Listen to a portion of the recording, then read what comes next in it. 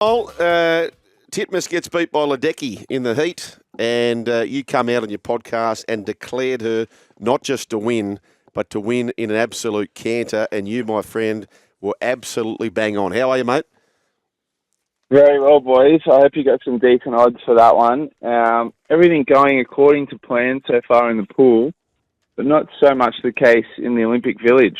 Oh, what's happened? Oh, do tell, Paris lover. No love stories as of yet, but they've had some quirky ones in the Village, boys. So the first one, 60% of food in the Village is vegan friendly. Wow. They've had problems running out of meat and dairy products. They're limiting the amount of meat that athletes can eat, so that we had one of our heavyweight boxers said he wanted lamb chops for dinner. The maximum lamb chops was 2. Oh. He's 6'6" and 115 kilos, so he's struggling with that. And then Ariarne even spoke about after her 400 freestyle. Now, she's not whining and using it as an excuse, right, because she won the race. But she just said this Olympic Village, not built for performance. Sleeping on cardboard beds, no air conditioning, vegan-friendly food, no aircon on any of the buses or transport to locations because they want to leave less of a carbon footprint. It seems to be their main legacy for these games is their carbon footprint at the moment, and not necessarily thinking about athlete performance. Wow. Jimmy, can you bring foreign food into the Village? If I wanted to go across the road and get some Red Rooster or a Porto burger or a chicken burger from out of the blue down at Clovelly, could I do that? You could, Fletch. You could, but let me tell you, it's bloody hard to find healthy food anywhere around here. I'm literally living at the moment on cheese, bread, pastries, sugar, it's pretty tough to eat healthy in France. I'll give you that tip. Right, okay, because they're known to look after themselves, the French. They don't eat too much. What about some foie gras? Any of that bizarre? Yeah, I've had, since we've been here, I've tried the snails, not bad. I had snails a couple of times actually. Okay. But our man Matty Johns, he's struggling with finding food, boys. Is he? He's not picking up the French language too well, and they're sometimes not the most polite when they're serving you. And our boy Matty's copping a few rejections at the cafes and the restaurants trying to order for himself. How's he going anyway? How's his emotions? Because we had him last night on the show, and he looked like he was having a good time. But is he having a good time? He is, boys. He is. He's taken me under his wing on plenty of night out back in Australia. So I feel like I need to return the favour when we're at an Olympic Games. So I'm looking after him. Hey, boys, just on the language. So, as tourists pointed out, Red Rooster would be Rouge Poulet. Rouge Poulet. Rouge Poulet. Yeah, petite. Where do you reckon English rates in the most spoken languages? Third. Yes, it does. Are we? Yeah, we are third. Mandarin? Yep. And then French? No. Ooh. Mandarin's right. That's number one. Cantonese? By some space. Cantonese? Spanish. Hola. Yeah. See? Oh. Yeah, that's number 2. I wonder if they'd take more kindly over here if you tried to order in Spanish than English. Probably. Well, they don't like the English. I don't know, Missile. Now, actually, I wanted to ask you this, Missile, for our listeners. Now, you have told me this answer before, but I'm fascinated by it and I forgot the answer. The relay obviously can be won by hundredths of a second, but there's some kind of hack or trick as to when you've got to dive in, isn't there? Yeah, so you can actually be up to negative 0.05 off the block in a relay. So essentially you preeminate that swimmer coming in touching the wall. We used to have, there's like that black T when you're swimming, as you swim into the wall. It's in every pool in the world. We used to have a thing in our relay team. As soon as the swimmer's hand hits that black T, you just take off and don't look at them anymore coming in, and it's their job to get on the wall.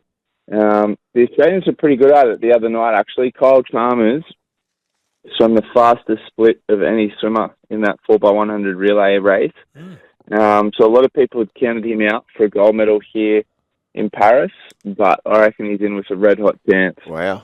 What have we got coming up? What's our best medal chances coming up, Missile? Tonight? Yep.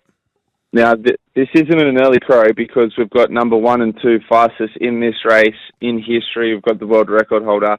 To guarantee gold tonight in the women's 200 freestyle, it's just who gets it. So this is the really intriguing one, boys. Ariarne Titmus takes on Mollie O'Callaghan. Ooh. Ariarne Titmus and Mollie O'Callaghan were both under world record pace at our Olympic trials. They're number 1 and number 2 fastest in history. Here's the awkward part. Both coached by the same person, Dean Boxall. Oh. So before the race, Dean Boxall has to go to Mollie and say, here's your game plan for tonight to beat Ariarne Titmus. And then he has to go to Ariarne and say, here's your game plan tonight to beat Mollie O'Callaghan. And I'm just not sure how that's worked. Again, this is unprecedented. Never seen it in the history before. But both of them were well ahead of the rest of the field last night in the semi. So it should be gold and silver to Australia. But it's very hard to call at this stage who's going to win it. Ariarne, obviously, a bit of momentum coming off that women's 400 freestyle. She's a bit of a golden girl at the moment. Mollie probably has more tools in the duffel to win a 200 freestyle, but Ariarne is just mentally bulletproof. Wow. Fletch was telling me the yarn about Ariarne against Ledecky when she turned up and she put, I don't know whether this was a mind game or not, but she put her clothes in the lane 4 bucket. When she was in lane 5. Yeah. Did you see that, Missile? Yeah, I saw it. It was pretty funny.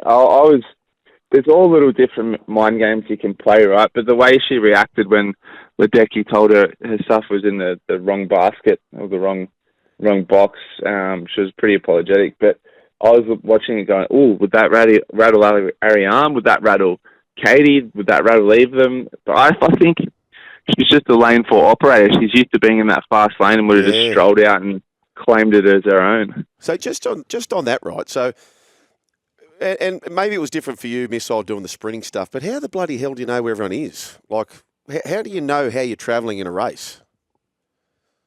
So in that longer distance stuff, they've got more time to kind of have a look underwater. Yep. Or when they do tumble turns, they can look across and see where everyone is. In the sprinting, you kind of just assume that if you're in the middle lanes, it's the people either side of you that are the main competitors because you can't see those outside lanes. We saw last night in the men's 100 breaststroke, an Italian from lane 2 got the win, and I'm sure those guys in the middle lanes couldn't see him. But interestingly, in that race, right, so that men's 100 breaststroke, it was a Chinese swimmer who was the favourite to win. He won gold in the 100 and 200 in Tokyo, broke the world record. He was one of 23 swimmers that tested positive for those games, but that was hidden by WADA and the IOC. And they since have decided not to punish those Chinese swimmers who tested positive. Adam Peaty said before the race that if that guy beat him, he was considering not standing on the podium. Oh, wow. For the medal ceremony. Oh, he's doing a Mac. Yeah.